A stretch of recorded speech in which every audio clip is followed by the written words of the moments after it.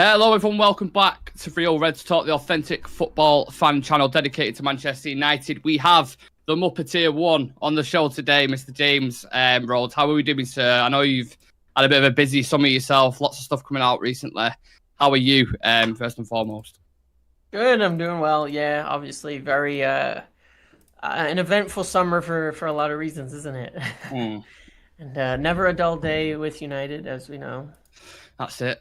And like James, we've also got Sam alongside me, who's been busy himself, combining work life plus moving house plus running a channel as well. So yeah, how's that going, Sam? Yeah, it's good. And I'm completing a house on the Monday, and I'm going on holiday for 10 days on the Thursday, which is the worst chaos. timing ever, but it is what it is, isn't it? So absolute chaos. Speaking of chaos, we're obviously going to discuss Mason Greenwood. That's the first. I'm just going to go straight into it. There's other things we want to discuss, like transfers, the upcoming season, and something fun planned towards the end, but we have to hit it straight on.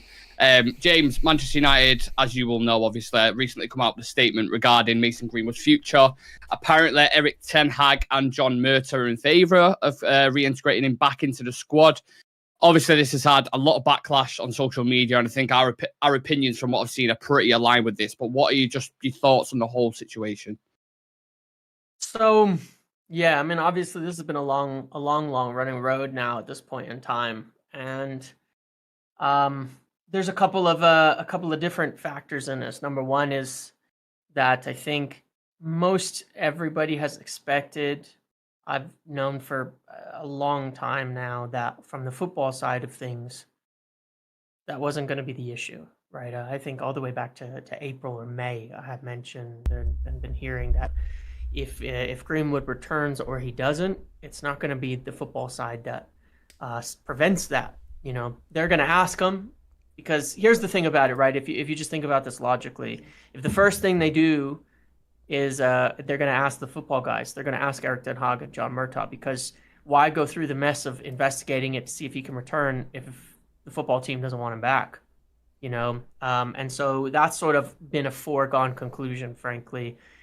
If they didn't want him back, they wouldn't be going through all this in the first place. They would just have simply said, all right, we're going to figure out a loan or pay off a termination, and that's it, and we'll do what we have to.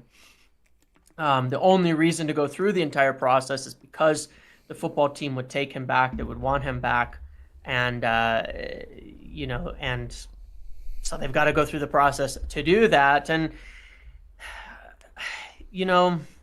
oh man, there's so much of a mess. I'm sure you have specifics you want to talk about on this.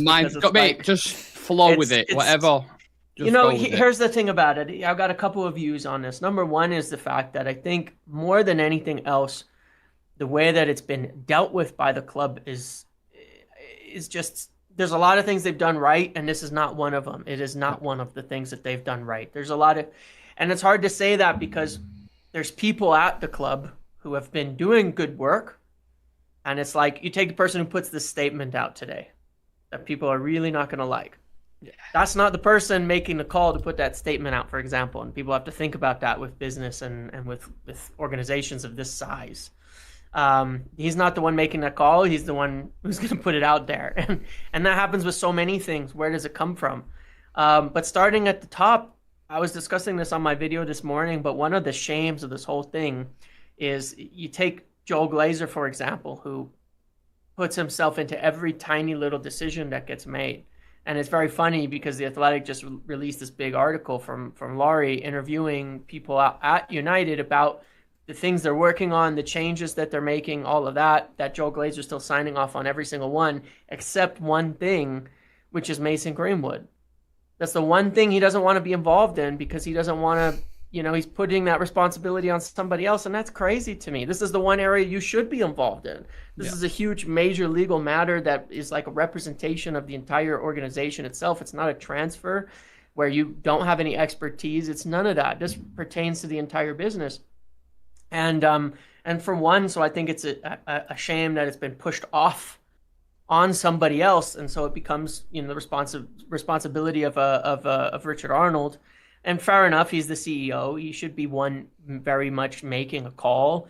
But if the owners are going to be involved in everything else, they should be involved in this too, and in pushing something through on a decision. But it just makes it clear to me they want to avoid having their name tied to it in the slightest. And and then it's taken too long. I don't think it takes this long. I don't think anything takes this long, frankly. Hasn't it been longer than the actual investigation itself? Oh yeah, pretty much. I mean, we're on 6 months in now since the charges were dropped, and I know that there are people who are expecting him to be back by preseason, and that they had felt that things were already at that stage where that could have happened, that he would be back by preseason, and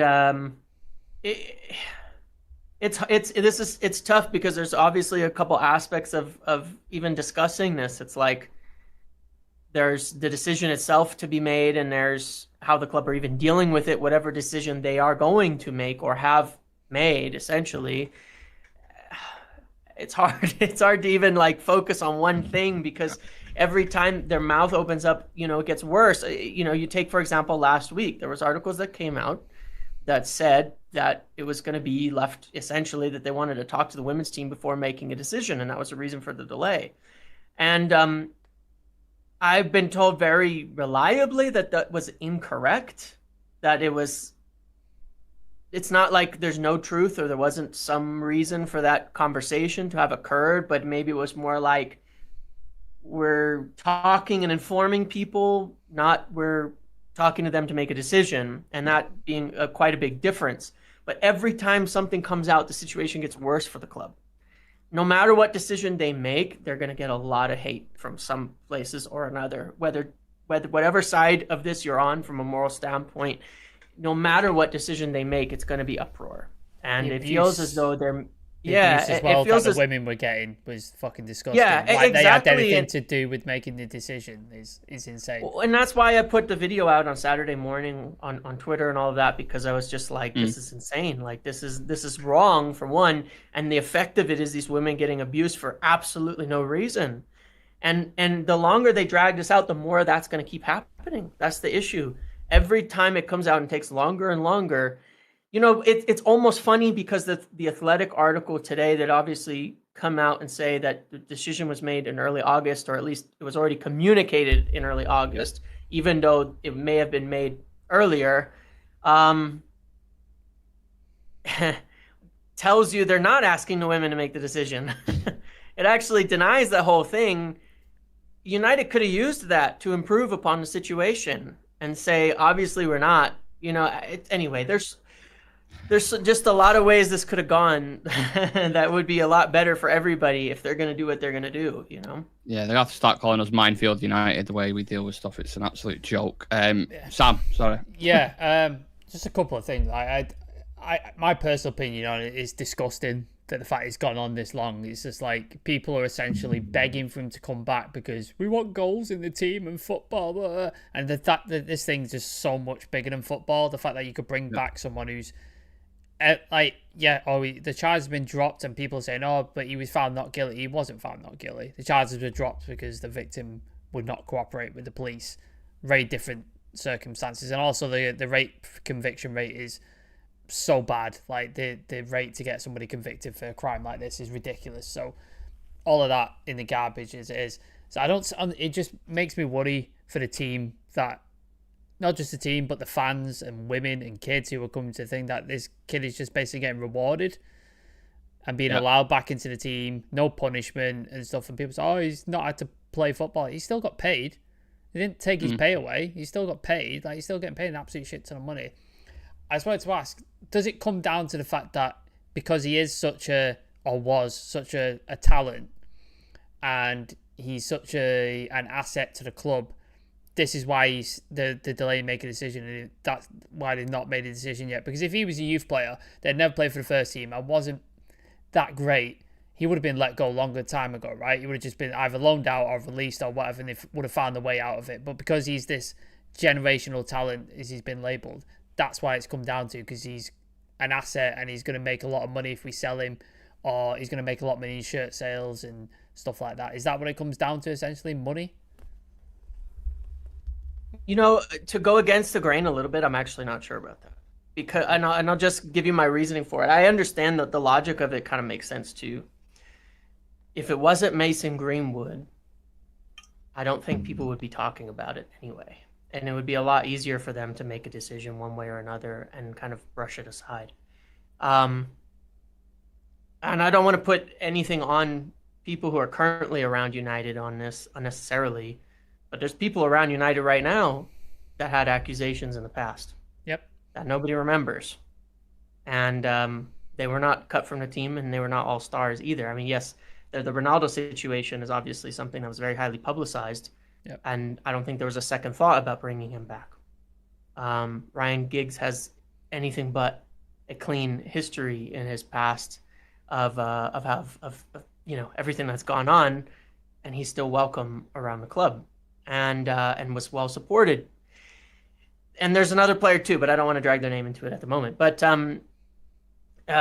anybody who knows their history will know. But at the same time, it's easier when it's not as high profile to brush it aside. And so there's two ways of looking at it. It's protecting it, but there's the other aspect of it's a lot easier to brush it aside if it's somebody that you don't know about, somebody that is not getting so much attention in the media, somebody that's not, was not named as like one of the highest value players and young players in the world right before this all happened. It would be a lot easier to push it aside in that case. And it's almost funny because it becomes, like you mentioned, and understandably, maybe this is a factor, but it becomes understandably people questioning if it's about the money only because he's so good. And that, was so talented and was such a talent at the time. So it's a complicated situation. I mean, honestly, as to all of it, my advice has been from a long time of watching sports in the U.S., for example. Obviously being American, this is not a positive. This is way more common. These incidents, in my experience, are way more common, and they get dealt with much quicker and with far fewer consequences. The NFL is absolutely rife with it. In the NBA, you barely hear about it. Most of it gets totally covered up, and you never hear about some of the things that have gone on. Some of the past NBA legends, the things about them, like child predator level stuff, and you don't hear much about it. And the thing, my view has always been, or advice has been to people who watch sports, view celebrities, anything like that, is you got to separate it out for your own sanity, because they're going to let you down. It's kind of like the don't meet your heroes type of idea. These are not by default morally idealistic people. Even outside of these types of things, there's so much that goes on that is well outside the realm of an average person's thinking in terms of morality, in terms of your average day-to-day life and all of that it's hard because you don't want to. I just would not recommend idolizing footballers, I guess is what I would say, or celebrities in general. There's so many instances or cases, it is hard. It's like mentally separating out football because it's such a big part of everybody's life and support and things that they do, but trying to separate it out from individually thinking about these people's personal lives, because I guarantee there's a lot more than any of us know going on behind the scenes with a lot of them. And that's kind of is what it is. So it's a difficult situation. I think the biggest reason it's dragging is because they don't know how to deal with it. And it comes down to the simplicity of that there's they know what they want to do, obviously, and they don't know how to do it. And they're worried about what's going to happen. And, it really comes down to that simplicity, which is not a good thing. I mean, it's not making excuses for it, because you got to rip the Band-Aid off one way or another and just get it done. Responsibility for your decision. It's that simple.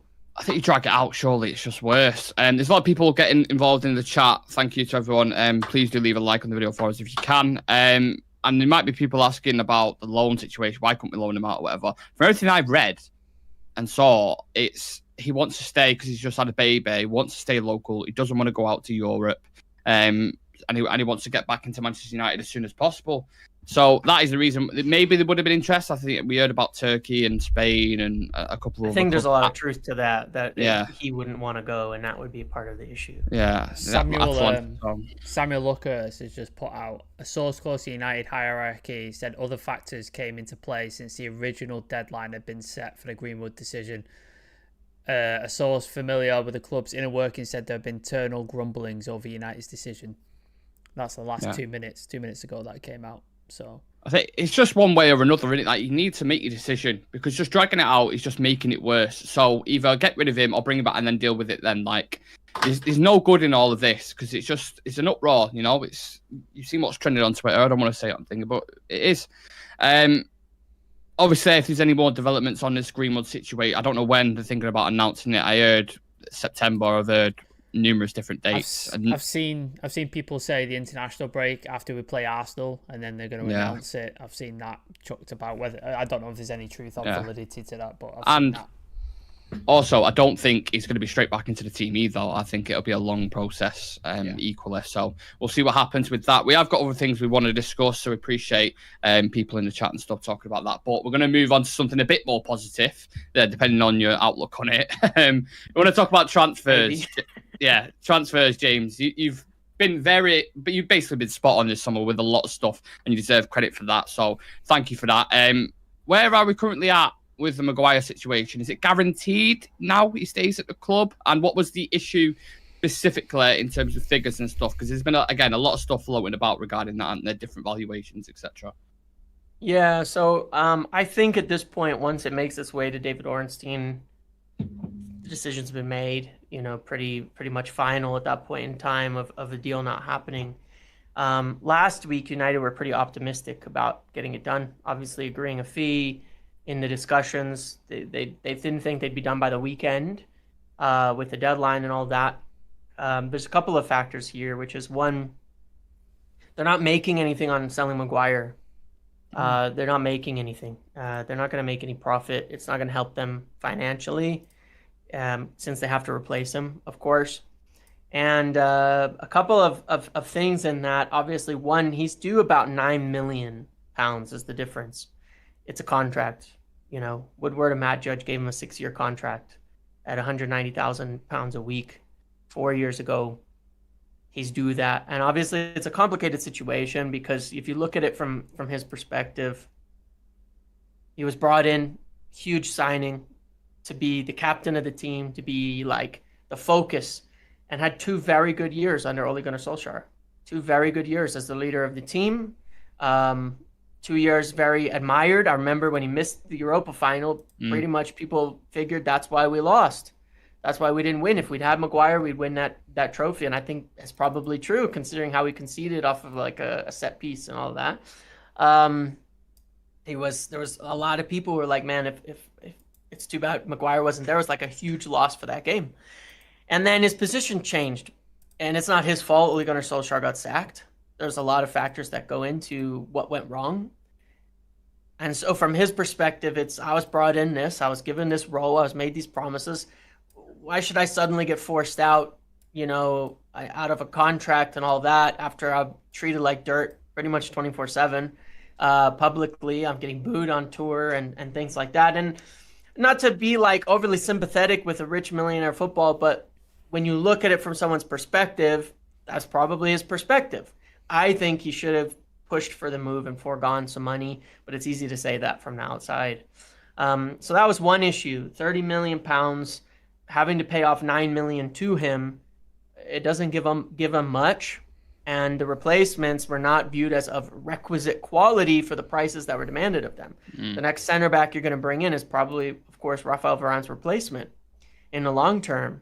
And one of the mistakes United have made at times is buying mediocre players from the bottom rather than buying someone to replace your starter and pushing your starter down to depth. I mean, we've done that a lot correctly this year. You buy Mason Mount to push Fred down to depth, and then Fred can go. And Eriksen, instead of having to play 90 minutes every game, becomes depth and is a fantastic depth player. He shouldn't have been, you know, and that's the right way to go about it. Benjamin Pavard, I don't think, is viewed of that quality. And so if they could get a cheap deal for him in 25 million or so, that doesn't hurt them financially, they were willing to do it. But when the price is 40, 45, no thank you. They've got other targets they're interested in long term to replace Rafael Varane that are much better players. And they're thinking, well, we can just keep it till for a year. Why not keep him for a year and replace him? And I mean, why not? You're talking about a backup center back here. The only reason there's this much talk over it, nobody would really care if a backup center back was being sold or not or replaced if it wasn't Harry Maguire at this point in time, right? It would not be such a big deal if it was anybody else. If it was Victor Lindelof, people would be like, oh, okay, no big deal. Didn't go, didn't leave, etc. But it's Harry Maguire, so. Yeah, we had slightly different viewpoints, didn't we, Sam, on the Maguire situation in terms of financial. But let's not get into that because we spent about 20 minutes on it last time. So you go. Otherwise, we'll be here all day. Yeah. Okay. Sky Sports came out today, I think. What's he called? Seth? I can't remember his name. Darmish. Darmish Seth. Yeah, that's the guy. Yeah. He said, basically, United's incomings are pretty much done. And the only way it happens is if outgoings happen. So it seems like incomings are pretty much stalled. I know you just touched on Pavard there and Todibo. Amrabat has gone very, very quiet, although I've just seen something come out and everybody's talking about it in the chat from a Dutch newspaper saying Amrabat is close to joining Liverpool. Watching the Wolves game, I think it was clearly evident we needed a combative midfielder in that sort of three with Mount, Bruno and Casemiro. Does Ten Hag want to push for that? Is he trying to push to get Amrabat in the door, or is he thinking because of the price and because of the lack of outgoings that he thinks maybe he's just going to wait for Kobe Mainoo to come back and he's going to play that role? What have you heard in terms of sort of restructuring that midfield? Yeah, good question. And this has obviously been a little bit of a tricky situation because when you look at it overall, you take preseason, right? Kobe Mainoo was set to play a pretty significant role this year, obviously. And if you watch the first game he played in, he was deployed pretty much as a 6, right? He was playing the Casemiro's job. And that doesn't mean he can't play with Casemiro too, like they were lined up in that Madrid game. Football, I don't think at this point in time is that explicitly positional in the midfield, right? It's not 6, 8, 10. It's not FIFA. The players are flexible and you can change. But Kobe Mainoo was set to play a pretty significant role in the side. The injury changes things a lot. But long term, initially the plan was Kobe Mainoo becomes in the future a 6 to play in that kind of Casemiro position. Somebody who can evade pressure deep, bring the ball out from the back, similar to a Frankie de Jong type player. You can play him with a more of a destroyer and free Casemiro up to be like a rampant around the midfield like we know he can be, or play him on his own, and depending on the matchup. And then Scott McTominay was set to get basically no minutes, and they were saying, you probably will be able to find yourself a new club because you're not going to have really a place in this team. With Kobe Mainoo's injury, which he's still at least a month away from returning, right? You're thinking probably October till he comes back. He had a boot on 2 days ago. So there's still a bit of time for him to return, and then get into actually playing at the senior level. It's a difficult situation because you don't want to block him with the level of talent that he's viewed as. And so the profile that they're looking at is a little bit of a mixture, right? Even Sofiane Amrabat isn't necessarily a 6, right? He could definitely play as a combative 8, and it's the same with the other names that I've mentioned and have kind of floated out there. Amadou Onana from Everton, Thuram from Nice. These are kind of strong, physical, combative midfielders that can be 6, 8, kind of hybrids. They can bridge the gap. They can do different roles. Essentially, they're McTominay upgrades in a lot of ways, if you think about it, right? They're McTominay upgrades who brings a bit of physicality and height and such to the team, but isn't actually that good of a tackler. They bring these guys are kind of the role there, and so I think the long-term view is get somebody who can play in between Casemiro and Bruno, more than someone who can cover Casemiro on his own, which is kind of hard to do anyway. And that would be the main view. And so Amrabat is a good choice for that. I don't think he's been first choice ever, actually. I think that it was someone they're thinking, if we could shift like Van de Beek and Fred and Scott, We know we got to replace Eriksen next year. We could replace Eriksen kind of this year with Amrabat and they're going to get another midfielder at some point soon, no matter what. Between this summer and next, they need 2 more. Yeah. That much is clear because you got to replace McTominay and Eriksen in this team if Mainu comes through. And so he was never necessarily first choice, but after all the other areas were of more focus because they're starting 11 based, obviously we can see how we need a striker and we needed, the goalkeeper Onana without a doubt. The midfield with Mount was kind of set for Eric's first 11. This is for long-term rotation, depth, etc. So Amrabat's a good choice. If they had the money, I think they would definitely go bigger, or someone they view as more of a long-term breaking into the side, could replace Casemiro, could really, implement themselves in that starting midfield. Yeah, I don't see Amrabat waiting around forever. That's the issue with it. I know the clubs are sniffing about, and United. And there's a report here that Liverpool that come from a Dutch paper. Yeah, I mentioned that at the beginning. Yeah, AD Sportsveld, I think they're called. Mm-hmm. And it's a good source. It's a good source.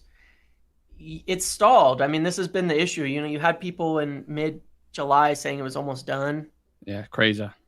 I did a video on it. Literally did a detailed, in-depth analytical look at Sofiane Amrabat, thinking this is it now, and then it's still waiting about. And a lot of people thought it would be, but it was not that close at that point in time. Yeah. And they've kind of hit a wall here where they're sell to buy right now. And to be clear on this, obviously that's down to the Glazers' limitations that they placed on the club. It's not like one has to be sell to buy. It's not like I'm sitting here and saying Manchester United can't afford it. Based on the limitations that the Glazers have set for United's finances, they are sell to buy right now, today.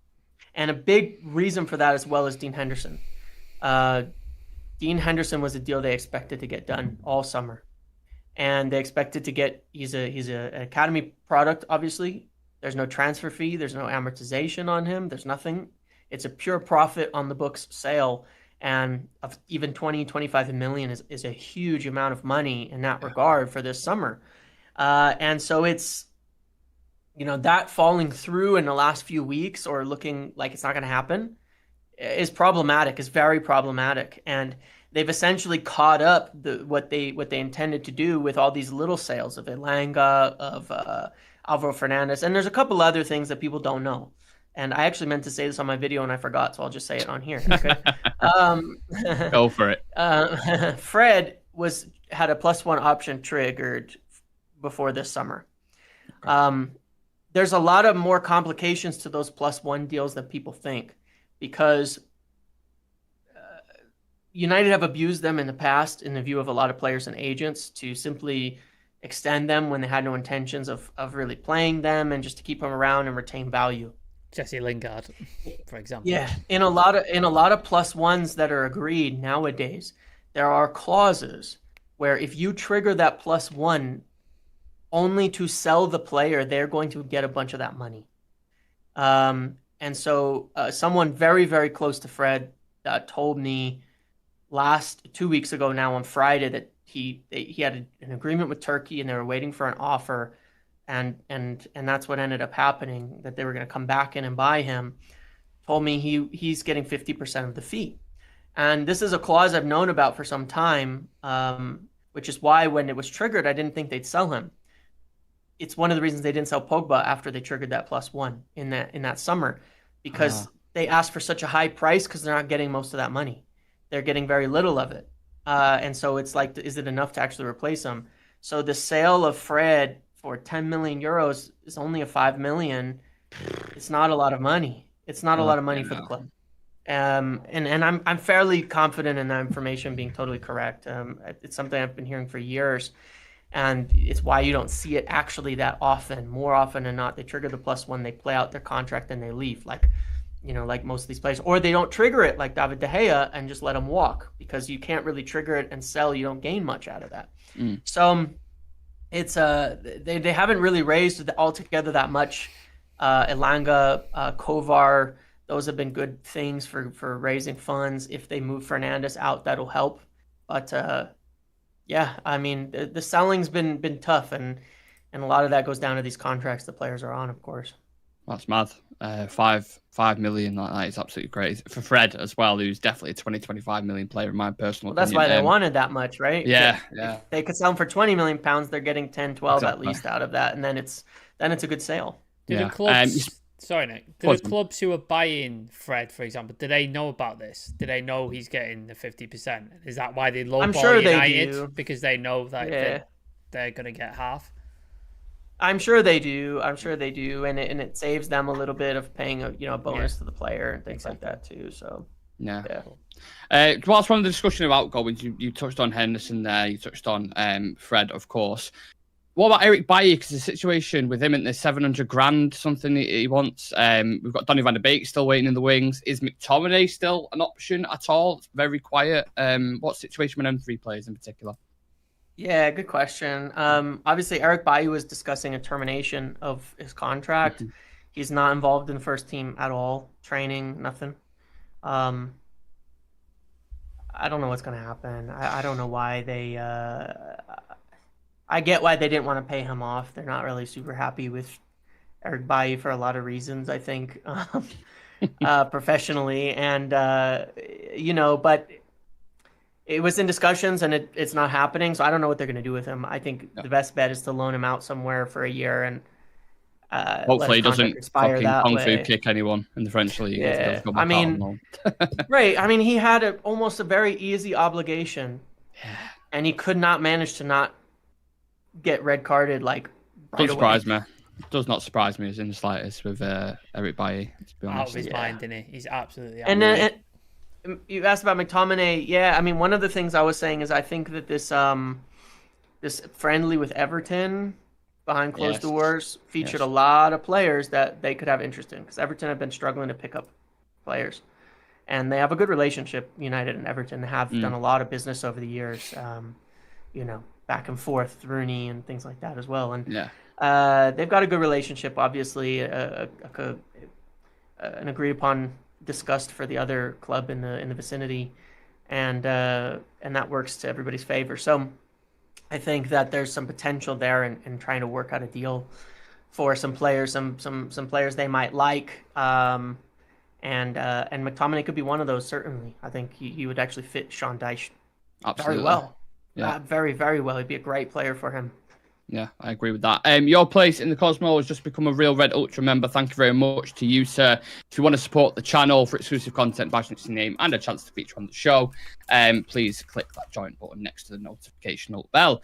Let's talk about this season then, James. What are your expectations this season? Can we do better than last season? What are the problems do you see forming in certain positions, etc., going into this? Because Monday night kind of set people back a little bit, didn't it, in terms of expectations? Yeah, I mean, it's funny because it's like we did this last preseason. Not that this preseason was very good, but last preseason, right, looked amazing. We played the same kind of 4-3-3 with one deep line midfielder. Looked great. Season started and those gaps were absolutely massive. Started conceding goals like crazy.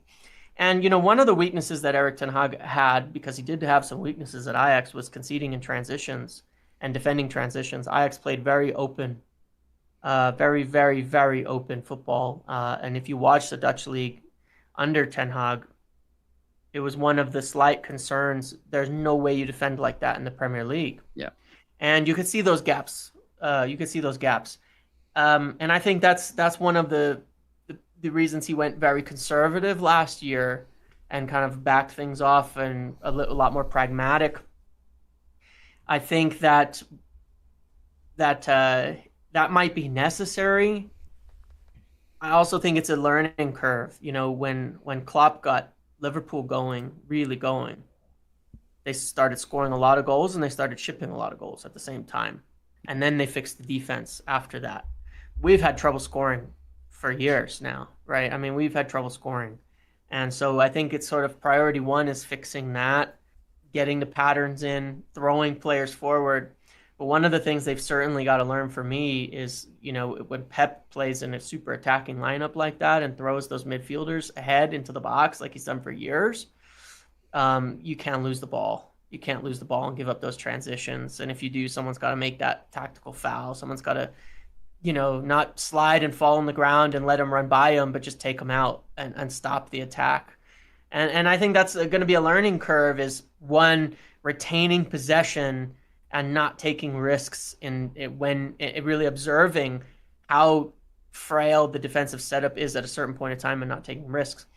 And then the only other factor I would say is I think the preseason was a little bit of a joke this year. There was a lot of games, and somehow with all those games, we didn't see that starting 11 one time the entire preseason. Not once.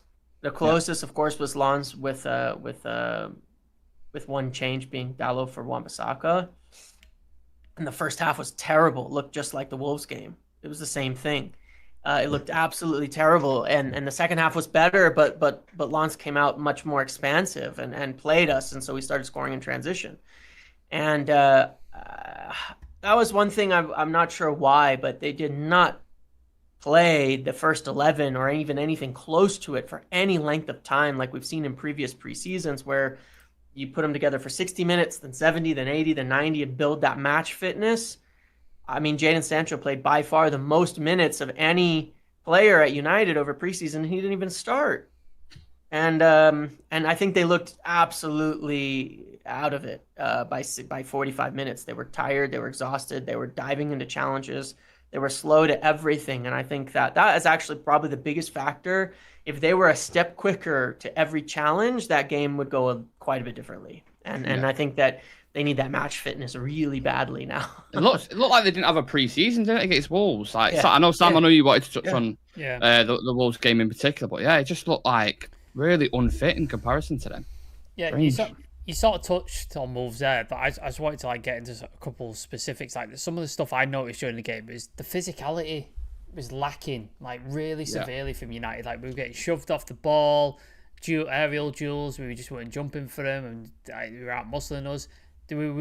They seemed to be isolating Casemiro from everybody else. So there was a graphic somebody put up, I can't remember who it was. Athletic, I think, Athletic, yeah. And it's Casemiro, there's 4 Wolves players around him, and then Mount and Bruno are about 20 yards up the pitch away from him.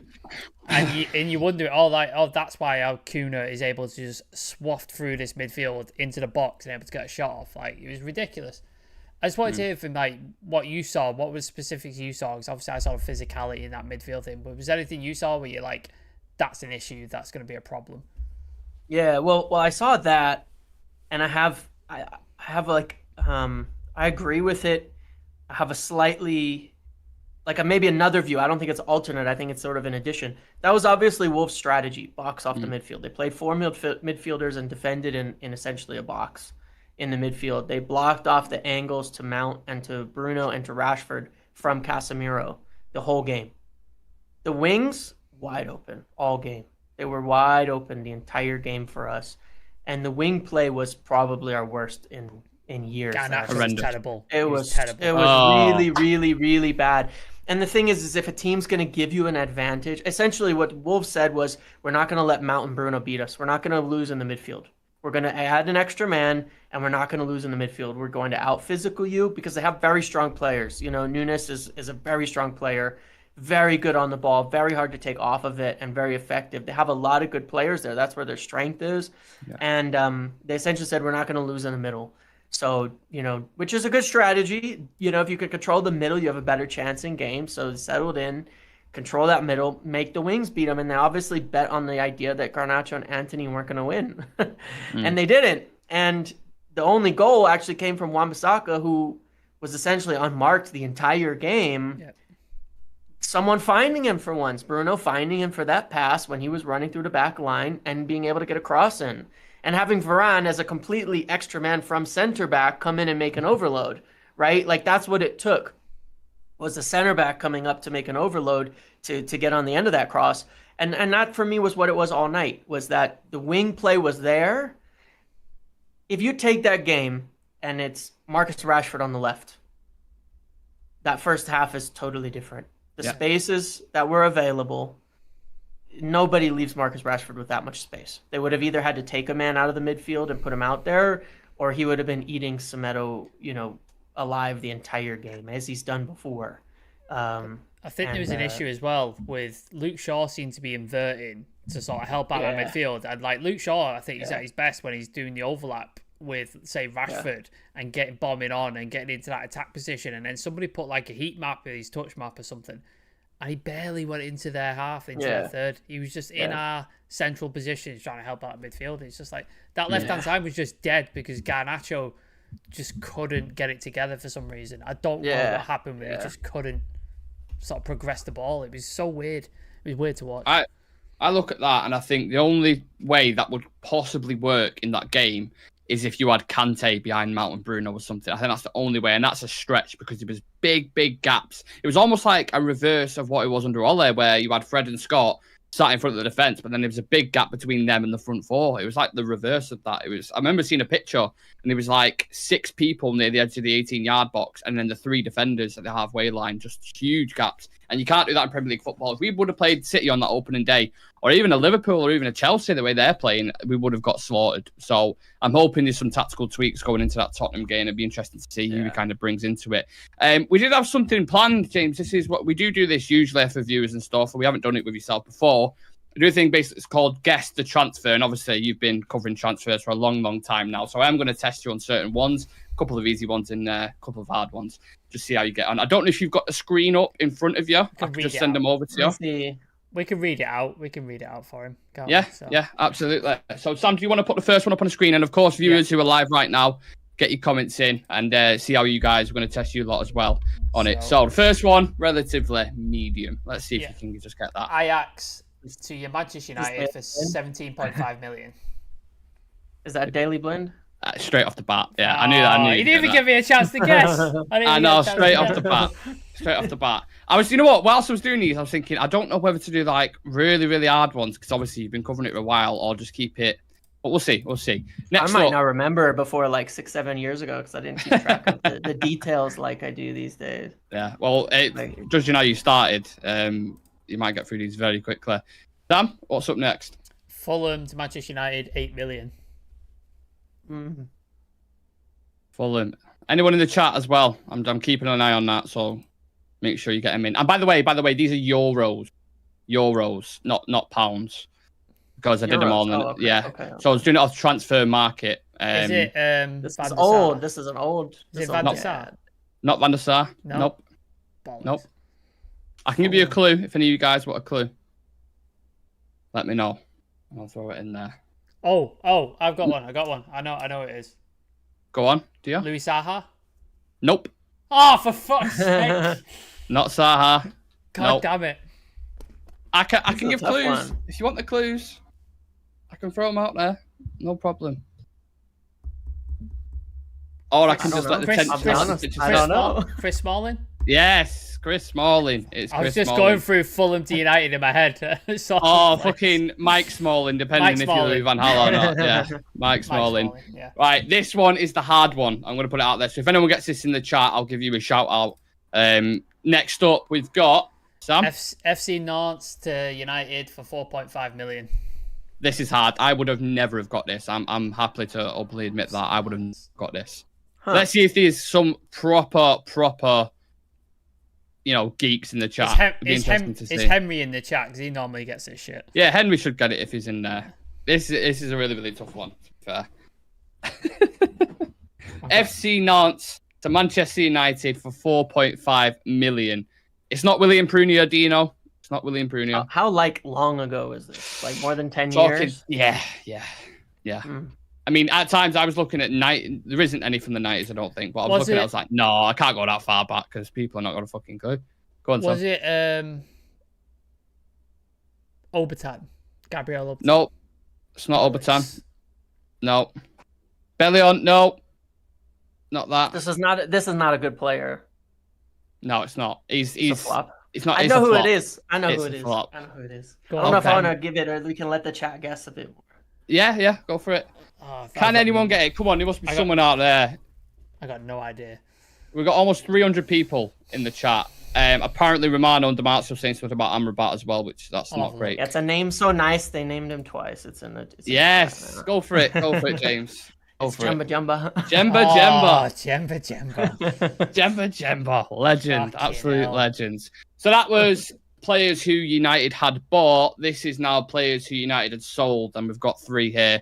If we've got time, we'll discuss the Amrabat thing towards the end because that is madness. We'll come back to that in a second. I've got the tweet up so we can okay. we can discuss. All right. Yeah. So outgoings. Manchester United to Chelsea for 21.8 million. Also one who had big reputation. Big reputation. I like the quote from when Hader in the chat where Rio was talking about Jemba and he just went, "He's a nice guy." And everyone lost their shit. Oh my god. Oh, got a couple in the chat who have got it. I'll have to give it to the chat on that one. Brian Casey's got it. Dino Lewis has got it. Jason McMillan has got it. It is, of course, Sebastian Veron for 21.8 million. He didn't do well at United or Chelsea. No, I didn't really live up. He was amazing at Lazio as well. I know. Shame. Should have been better. Absolutely. Next up, Man United to Everton, £4.2 million. And James, I feel like James should know. Should know it. Should know. Phil Neville. It might feel a bit like home when you see the transfer. I know Rooney, it is. right? Is that what he No. went back for? Tim Howard. It's Tim Howard. How would he go back for? Tim Howard. Yeah. Tim Howard, yes, of course. Well, that's why I should know. How much did Rooney go for when we sent him back? Oh, as that's a part good of the point. Lukaku deal. Yeah. It was like real cheap, right? How much did he go back for? Rooney. I think it was just short. Was it short of 10 million? I feel like It was pretty low, right? Was it lower than that? Yeah, let me see. I'm sure someone in the thing will Look it know. up here, 'cause People I'm saying now Rooney, curious. Gibson, Phil Harry Neville. Gibson. He went back on a free. I guess technically it was a free. Oh, at the end of the okay. day, Yeah, it was part of I'm the out for that. swap, but it was like a free transfer. You know what? So. I actually forget how many Makes players we've had, like Everton and Dingay back and forth. They've had quite a lot, to be fair. Big history.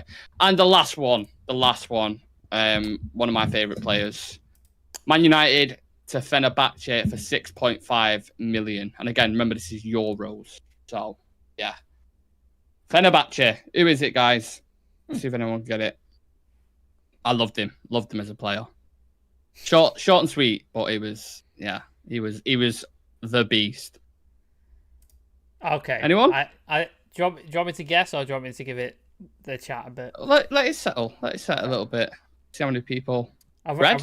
Not Fred. I want to do the wrestler. If you do that, you know what it is. Like, do you know what I mean? Oh yeah, of course.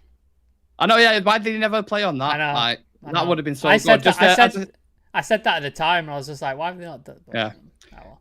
Of course, it is Robin van Persie. Yeah. I don't know why I never did that. RVP. Yeah, makes so much sense. Why would you never do that?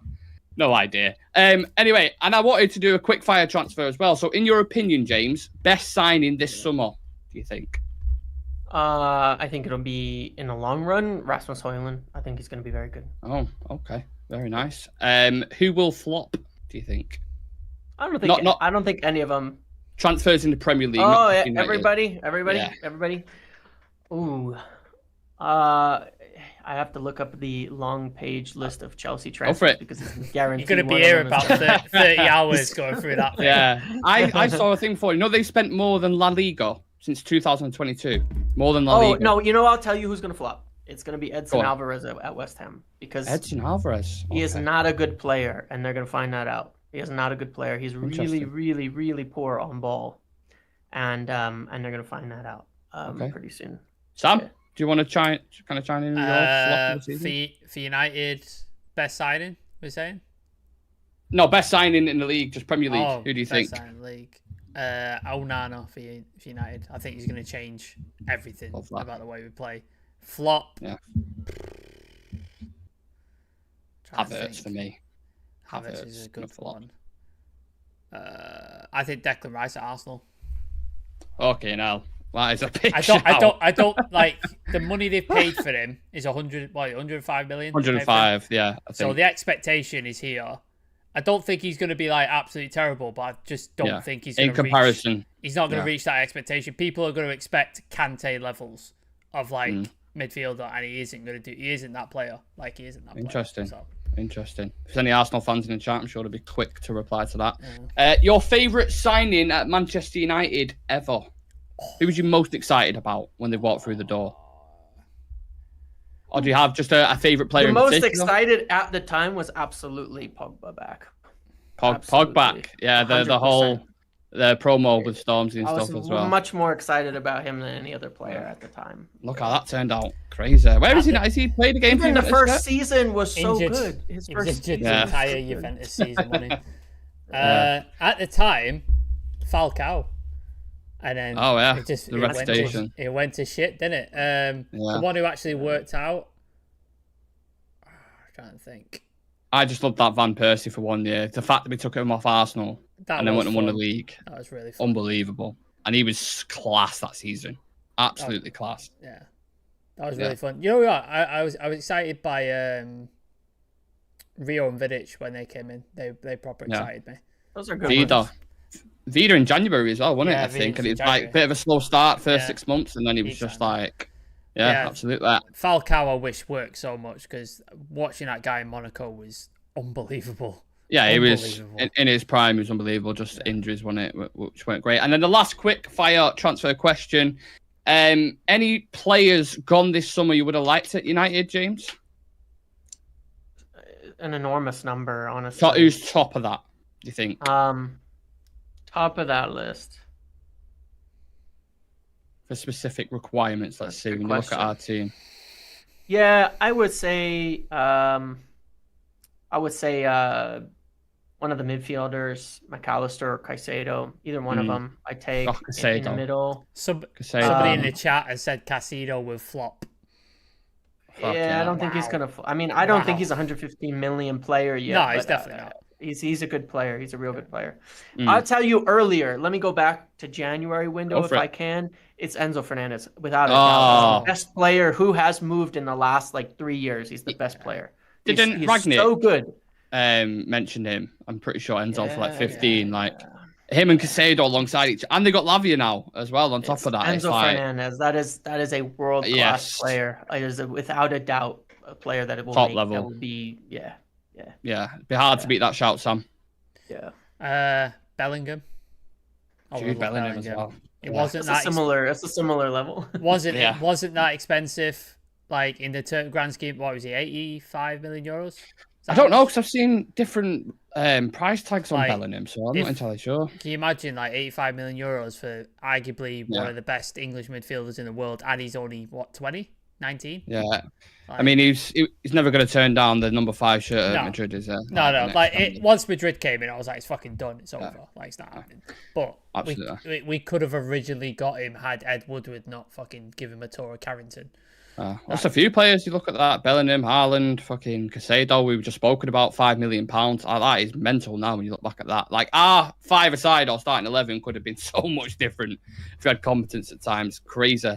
The last thing we'll touch on because we've been on for a bit. What's this news, Sam? Did you have the tweet out there from? So. Fabrizio Romano, Liverpool now informed on Sofiane Amrabat as AD reported. No formal bid made yet, just contact to be informed on conditions of the deal. No decision made. Liverpool still exploring the market to pick new favourite DM. They've also saying in the chat he's changed agents as well.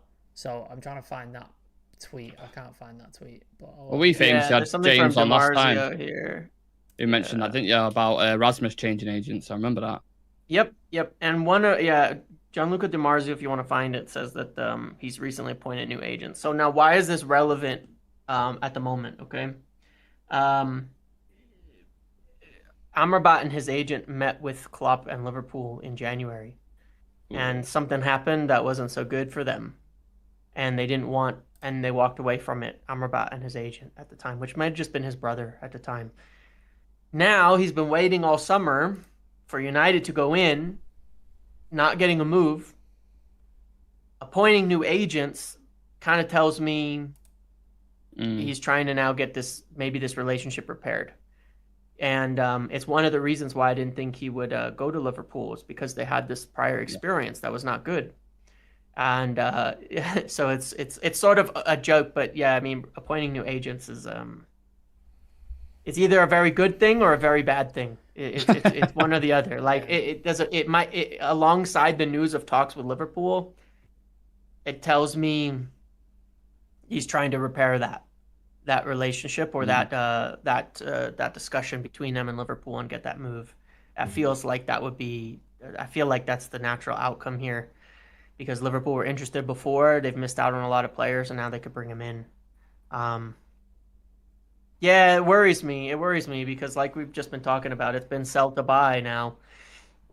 And he's not the only player on the list, but I don't know that they can afford the other ones. Yeah, was it 25, 30 million euros? That's reported. Yeah. And I think, would that not equally push up the price as well if Liverpool are like seriously interested? Well, if Fiorentina sit there and go, look, you've got 2 bidders there, go for it. Yeah. Throw your money at it. Do you reckon Chelsea are going to come in and try and buy him? Oh, yeah. If they do it, just fucking leave it. Just one more. Just one more. Yeah. Just leave it.